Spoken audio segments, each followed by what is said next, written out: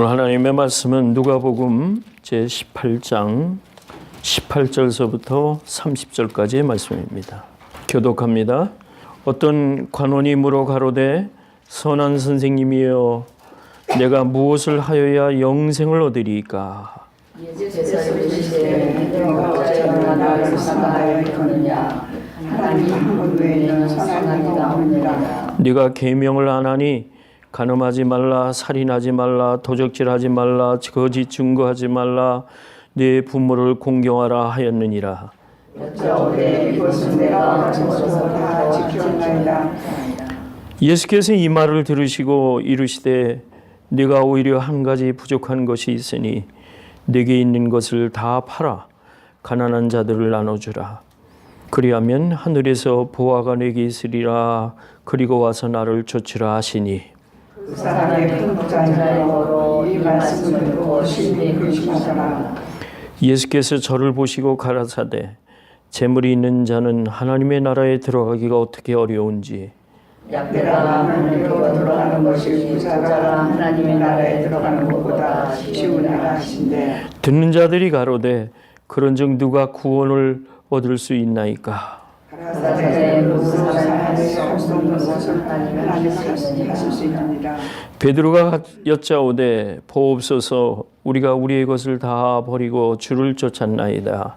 이르시되 내가 진실로 너에게 이르노니 하나님의 나라를 위하여 집이나 아내나 형제나 부모나 자녀를 버린 자는 다 함께 금세에 있어 여러 배를 받고 내세 영생을 받지 못할 자가 없느니라 하시니라. 아멘.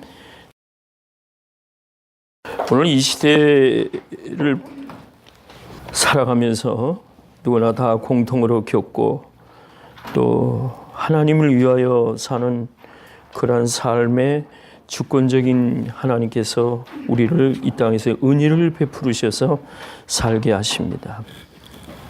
그래서 사람이 하나님 앞에 살면서 지혜가 있어야 됩니다. 그 세계 어린이 전도협회라고 하는 기관이 있거든요. 거기서 아주 세계적인 통계를 하나 냈는데 사회를 살아가면서 아주 우수한 그 그룹과 또 전체적으로 봤을 때 큰 공헌을 하는 사람들이 언제 예수님을 영접했느냐를 통계를 낸 적이 있는데 약 통계 대상의 55% 이상이 나이가 15살 이전에 예수님을 영접했다는 통계가 나와 있어요. 그러면 더 젊었을 때일수록 예수님을 받아들이고 예수님이 나의 구주로 믿고 거듭나면 사회를 위해서 더 유익한 일을 할 수 있고 바른 삶을 살 수 있고 보람된 삶을 살 수 있다는 것을 우리에게 제시해 주십니다. 이 세상에는 지혜를 가지고 살아야 돼요. 사실 오늘 본문에도 그런 내용이지만 특별히 야고보서에도 그런 말을 했지만 이 말에 대한 것을 절제할 줄 알면은 참 지혜로운 사람이다. 그렇게 말해요.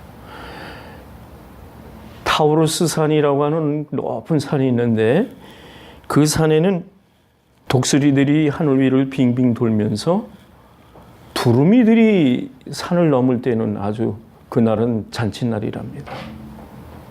이 두루미들이 산을 넘을 때에는 그렇게 소란스럽게 요란하게 소리를 낸대요. 근데 그 중에 아주 지혜로운 그 두루미들은 넘어가기 전에 무엇을 하냐면 입안에다가 자갈을 하나씩 문대요. 자갈을 물으면은 소리를 내려고 해도 낼 수가 없죠. 그죠? 그래서 목숨을 유지한다는 그런 자연계 현상을 말해줍니다. 이게 우리가 소리를 내서 말을 잘해도 이 말이라는 거는 본전이에요, 본전. 본전뿐이 못 구해요. 그래서 말로 인하여 얼마나 화를 당하고, 이렇게 지혜의 자는 말을 잘하는 사람인 것 같아요, 결론을 보면. 오늘 그 예수님을 찾아서 이 어떤 관원이라고 하면 아마 영어로 보니까 룰러라고 나와요. 통치자, 뭐 관리자, 그 사회에 뭐 니고데모와 같이 그래도 그 사회를 위해서 공헌을 하는 사람이다. 이게 지도자라고 보면 되겠어요, 지금 우리. 예수님을 찾았습니다. 선한 선생님이여, 내가 무엇을 하여야 영생을 얻으리까? 이 영생이라는 문제는 이 당대의 금세에서 살지 않고 내세까지 영원히 내가 살 수 있는 방법이 뭐냐? 다 관심이 있어요. 자, 살면서 그저 적당히 살다가 이 세상에서 숨을 마치면 그만이지 뭐 다음은 뭐가 있겠느냐? 아닙니다. 지혜로운 사람일수록 내세를 준비하고 영생을 준비하는 사람입니다.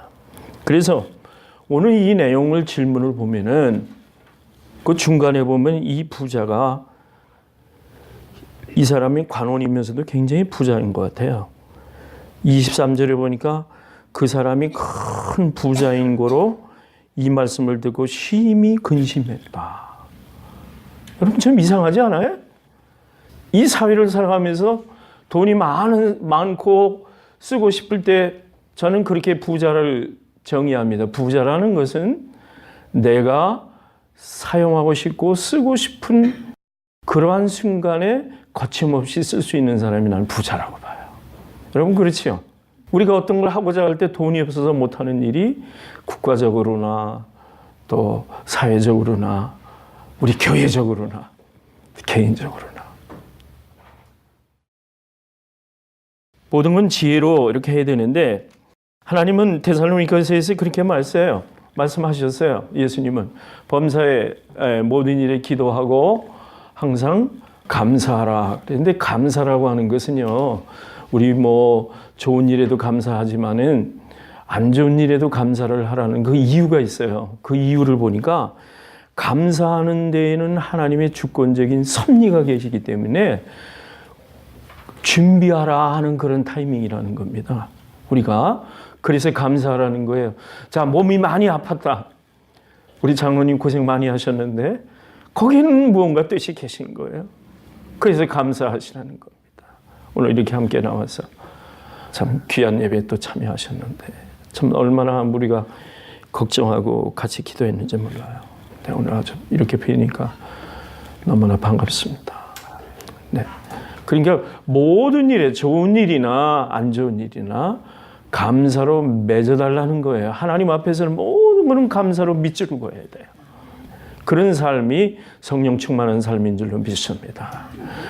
감사는 뭐 감사한다고 해서 되지는 않는 거지만은 이렇게 영적으로 구원을 받고 거듭난 사람들은 왜 감사를 해야 되냐면은 하나님이 개런티를 하나 해주시는데 사도행전 1장 8절에 보니까 너희가 성령을 받으면 어떻게 된다고 그랬어요? 권능을 받는다고 그랬죠? 그리고 사마리아, 유대야, 온 사마리아 땅끝까지 이르러 예수님의 증인의 삶을 산단 말이죠. 그러니까 권능을 받아서 증인의 삶을 사는 것이 오늘 우리의 삶이란 말이에요. 근데 누가 함께 하셔요? 성령님이 우리를 인도하신다는 거예요. 사랑하는 여러분들은 성령님께서 여러분을 인도하시는 줄로 믿습니다. 그래서 이 부자는 고민을 지금 한 거예요. 왜 부자이면서 큰 고민을 할까? 내가 영생을 얻는 문제에 대해서 고민합니다. 그 내용이에요. 그래서 너는 나를 선하다고 하는데 선한 분은 하나님 한 분뿐이 없다. 그 선한 하나님이 바로 예수님이셔요. 그런데 계명을 지켜라. 이 땅에서 지켜야 할 계명, 간음하지 말고 살인하지 말고 도적질하지 말고 거짓 증거하지 말고 부모를 공경하라. 선생님, 나는 이건 어려서부터 지금까지 율법적으로 다 지켰습니다. 근데 예수님이 이 말씀하시는 거예요. 오히려 한 가지 부족한 게 있는데 내게 있는 것을 다 팔아서 가난한 자들을 나눠주라. 그리하면 하늘에서 보화가 내게 있으리라. 그리고 와서 나를 쫓으라. 똑같은 말씀이 누가 보면 10장에도 어떤 율법사가 이 사람은 예수를 시험하려고 이런 말을 해요. 내가 무엇을 하여 영생을 얻겠습니까? 그랬더니 예수님 뭐라고 그래요? 힘과 목숨과 마음과 온 뜻을 다해 하나님을 사랑하고 이웃을 사랑하라. 그대로 하라. 이 대답을 얻으시고 그대로 하래라. 우리의 영적인 관심이 어디에 있느냐? 우리 영적 관심이 어디 있느냐? 이 관심의 문제를 분명히 해결해야 됩니다. 우리가 거듭나지 아니하면 어떤 곳에 관심이 있느냐에 따라서 이 세대를 살아가는 지혜자냐 아니냐 그렇게 판단할 수 있어요. 영생을 얻으려면 지금도 영생의 삶을 살아야 영생을 얻는 거죠. 그죠? 그래서 에베소 5장에 보니까 너희가 이 땅에서 어떻게 할 것인가를 자세히 주의해서 지혜 있는 사람처럼 돼서 세월을 아껴라. 때가 악하다 그랬습니다. 여러분이 우리가 살아가는 이 시대는 지금 때가 악한 거예요. 그래서 디모데후서 3장 1절에 보니까 너희가 말세에 고통하는 때가 이르니 이 때가 악하다는 얘기예요. 근데 세 가지 특징만 제가 얘기할게요. 사람들이 이 시대의 특징이 뭐냐면 자기를 사랑한다는 거예요. 그죠? 그래서 굉장히 이기적이에요. 자기 애를 가지고 있어요. 그 다음에 자기를 사랑하고 돈을 사랑하고 그 다음에 자긍한다 그러니까 자랑하기를 좋아한다는 거예요. 모든 동기가 그래서 예수님이 하나님 사랑하는 것만큼 네 이웃을 사랑하라는 이유가 있어요. 사람들은 자기를 사랑하기를 좋아해요. 그 이기적인 데 대해서 자기 중심으로 세상에 애착심을 가지고 살아요. 아마 오늘 관원도 바로 그런 사람인 것 같아요. 5절쯤 가니까 무슨 얘기를 했냐면 경건의 모양은 있지만 능력은 부인하는. 경건의 능력, 하나님을 믿는 믿음의 경건. 경건은 있어도 그 하나님을 믿는 성령 충만한 능력은 보이지를 않는단 말이에요. 이게 이 시대의 사람들의 특징이라는 얘기예요. 그래서 내가 그런 사람들을 사귀지 말고 그런 사람들 앞에서 돌아서라 말이에요. 돌아서라. 그런 사람을 가까이 하지 마라. 그런 분별하는 삶을 얘기하는 겁니다. 우리가 영적 관심이 당연히 있어야 되고 예수 안에서 거듭나야 우리가 이 세상을 보람있게 살 수 있습니다.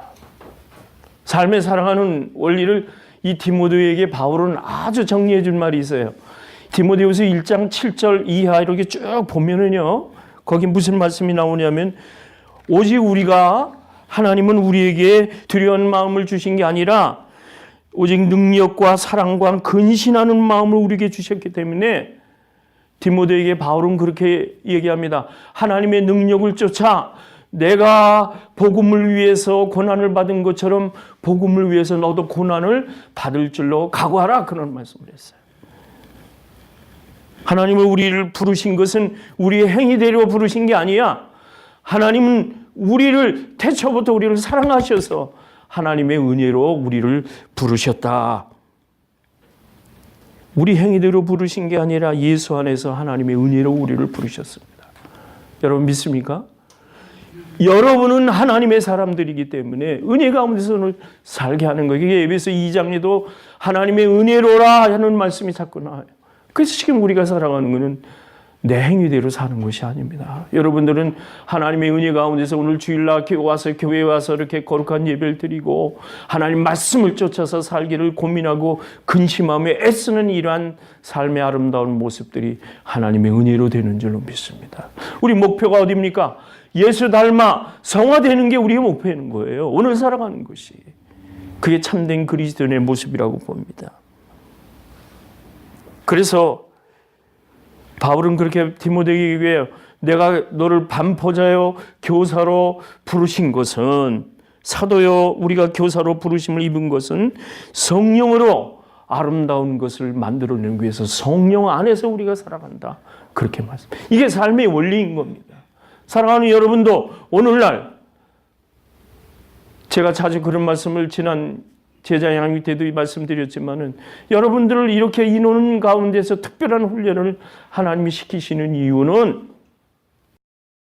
교사와 여러분이 예수 그리스도를 전하는 반포자로 훈련받게 하신다는 거예요.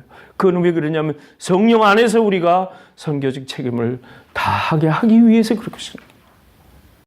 우리가 사는 목적은 단 한 가지예요.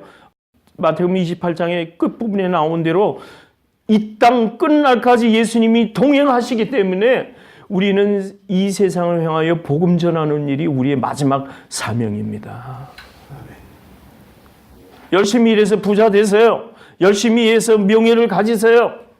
허나 이런 명예가 명예로 갖는 것에 끝나면 자기 사랑으로 끝나는 거예요. 정치인들이 관심을 물어보면은 왜 정치인이 되려고 했느냐 한다면은 성취 동기랍니다. 그 어떤 계획을 세워가지고 그것이 이루어질 때 그 기쁨이라고 그럽니다. 그럴 수 있습니다. 사업하는 사람은 왜 사업을 해서 해야 되느냐? 내가 돈을 많이 벌어서 많은 사람에게 좋은 동기로 사회를 위해서 일익을 줄 수 있기 때문에 내가 돈을 버는 능력을 발휘합니다. 좋은 얘기입니다. 그런데 만일 마지막 때에 가서 주님이 심판을 하시는 날에 내가 이 세상에서 수고하고 이 세상에서 공을 쌓은 것은 다 누구의 것이 되겠느냐 그런 얘기예요. 오늘 관원한테 예수님이 그 질문을 하시는 거예요. 그래서 네가 있는 것을 팔아서 가난한 자들에게 나눠주고 그런 다음에 나한테 오라. 고민이겠어요? 안 고민이겠어요? 당연히 고민이죠. 고민이죠. 자, 그런데 고담 얘기가 참 중요해요. 예수님이 분명히 얘기하셨어요. 네가 계명을 지켜서 바른 그리스도인이라 이름으로 이렇게 살아가는 것 같지만은 오히려 한 가지 부족한 게 있는데 네 인생의 초점, 인생의 관점을 예수 앞으로 네가 돌아오지 아니하였다 그런 얘기예요. 거듭난다는 것. 그래서 마태복음 6장 19절 이하에 보면 그런 얘기가 나와요. 내 보물 있는 곳에 내 마음도 있느니라. 돈을 가진 자로서 그 모습을 회개하지 아니하면 네가 나한테 온 게 아니라 그런 얘기예요. 여러분 돈 벌으셔서 하늘나라를 위해서 보물을 쌓아두고 계십니까? 그런 삶을 사십니까? 예수님이 분명히 말씀하셨습니다. 네 보물 있는 그곳에 네 마음이 있다. 그래서 먼저 그의 나라와 그의 의를 구하라 그러셨어요. 그러면 하나님은, 예수님은 약속을 하셨는데 내가 하늘나라를 위해서 내 아버지나 친척이나 형제나 자매나 다 버리면 이 금생에 사는 동안에 여러 배를 뵙고 여러 배를 받는다고 그랬어요. 그 다음에 내세 영생을 얻지 못할 자가 없느니라. 아멘. 이 땅에서도 복을 받고 하나님 나라는 공짜 없습니다. 저는 11조 생활을 하면서 얼마나 감사한지 몰라요. 여러분, 우리 사랑하는 우리 사랑장로교회 모든 여러분들은 11조 생활을 100% 다 하고 계십니다. 여러분 그런 체험을 제가 여쭤보지 않아도 다 답을 내리실 거예요. 열의 하나는 내 것이라 주님 분명히 그러셨거든요. 그걸 뭘 보시기 위해서? 하나님이 가난해서? 열의 하나의 그 믿음 하나만 가지고도 네가 나를 사랑하는 줄로 내가 아노라 그 말씀입니다. 물질이 있는 곳에 마음이 있기 때문에. 그런데 예수님이 이런 말씀하시네요. 부자가 하늘나라에 들어가는 것이 얼마나 어려우냐면은 성문이 닫힌 다음에는 요만한 바늘귀 모양의 조그만 문이 하나 있는데 거기는 늦게 들어오는 낙타를 타고 장사를 하고 오는 사람들이 낙타가 그 뒤로 통과를 하지 못하고 낙타를 안 치고 짐을 다 내려놓고 낙타가 간신히 빠져 들어온 다음에 물건을 또 들여온 다음에 그렇게 성문을 들어오는 그 바늘길을 얘기하는 거예요. 여러분, 부자가 얼마나 영생을 얻기가 어려우냐면요. 낙타가 바늘길 통과할 때 무릎 꿇고 나갈 때 짐 싣고는 못 가요. 여러분의 쟁취하신 세상에서 얻으신 모든 재물과 재능과 이걸 다 내려놓지 않고 하나님 앞에 굴복하지 아니하면, 하나님 앞에 항복하지 아니하면 그것은 여러분의 것이라고 할 수가 없다는 그 말씀인 겁니다. 예수님은 그 비유로 말씀하신 거예요. 그런 다음에 나를 따르라 그런 말씀하시는 것은 여러분의 소유를 내려놓으라는 거예요. 그래서 제자들이 이 말을 듣는 자들이 고민을 한 거예요. 누가 그러면 구원을 얻을 수 있겠습니까? 자, 여기 그 다음에 아주 27절 말씀 우리 다 함께 읽어볼까요? 27절 말씀. 가라사대 무릇 사람이 할 수 없는 것을 하나님은 하실 수 있느니라. 아멘. 걱정할 거 없지요? 성령님을 쫓아서 행하라. 갈라디아 5장 16절 보면은 그 말씀이 있어요. 그리하면 육체의 욕심을 이루지 않는다. 로마서 5장에도 또 그런 말씀 있죠. 육체의 소욕은 성령의 소욕을 서로 갈등을 하는 거예요. 그러면서 여러분의 신앙의 의를 이루어 가시는 거예요. 자, 말씀의 결론을 맺고자 합니다. 여러분이 하나님의 사람으로 이 세상을 의미 있게 살아가시려면 회개하셔야 되는 거예요. 여러분 마음속에 아직도 예수님보다 세상의 재능과 세상의 자기 자랑을 가지고 계시다면, 세상에 소유한 재물에 의지하신다면 오늘 이 시간에 회개하시고 다 내려놓으시기 바랍니다. 낙타가 바늘길을 통과하는 그러한 모습대로 내가 무릎 꿇고 지나갈 수 있는 그러한 곳을 여러분이 통과하신다 여기고, 여러분 인생 중에서 하나님 앞에 다 내려오시길 바랍니다. 그러면 하나님은 하실 수 있다는 거예요. 어떻게 하실 수 있다? 사람으로는 할 수 없어요. 그러나 하나님은 성령님을 여러분에게 보내셔서 성령님이 여러분을 안내하시고 성령님이 이 땅 위에서 여러분을 기쁘게 살 수 있게 해주신다는 말씀인 겁니다. 저는 여러분에게 마지막으로 이 말씀을 권면해 드립니다. 빌립보서 2장 12절에 18절 말씀을 보면 하나님은 우리가 이 세상에 살아나가는데 내가 마음에 소원을 두고 행하게 하신단 말이죠. 하나님이 자기의 깊으신 뜻을 위해서 여러분 각자에게 소원을 두고 행하게 하신대요. 그래서 원망과 시비가 없이 하고 날마다 떨림으로 구원을 이루라는 겁니다. 왜냐하면 우리들은 이 세상 가운데 하나님의 빛된 자의 삶을 살아야 되기 때문에 그렇습니다. 바울은 이야기합니다. 이러한 것이기 때문에 염려가 없다는 거예요. 그래서 우리가 기뻐하자. 우리 남은 인생 기뻐하는 인생 되어야 됩니다. 이 어그러지고 거스리는 세대 가운데서 우리가 살 수 있는 것은 죄를 회개해서 여러분의 관점과 초점이 다 하나님께 드렸다면 여러분의 지갑도 회개하고 여러분의 자랑도 회개하고 오직 절대적으로 성령을 쫓아서 행하는 삶을 가지신다면 그게 하나님이 하실 수 있는 일이에요. 여러분의 인생이 우리 하나님 앞에서 복되고 하나님 앞에서 날마다 귀한 축복을 받는 그러한 생이 될 줄로 믿습니다. 이것이 바른 헌신이요, 이 세대의 하나님을 향한 여러분의 바른 태도라고 믿습니다. 기도하겠습니다. 하나님, 이 땅에 사는 동안에 우리는 하나님 앞에 바른 삶을 드리기를 원합니다. 하나님이 주신 성령을 근심하게 하지 말라고 하셨습니다. 그 안에서 너희가 구속의 날까지 인치심을 받았다고 했습니다. 하나님, 우리의 죄를 회개하고 여기 부자가 고민했던 것처럼 고민하지 않게 하여 주셔서 성령을 오직 쫓아서 행하는 저희들 되게 만들어 주시옵소서. 감사하고 예수님 이름으로 기도하옵나이다. 아멘.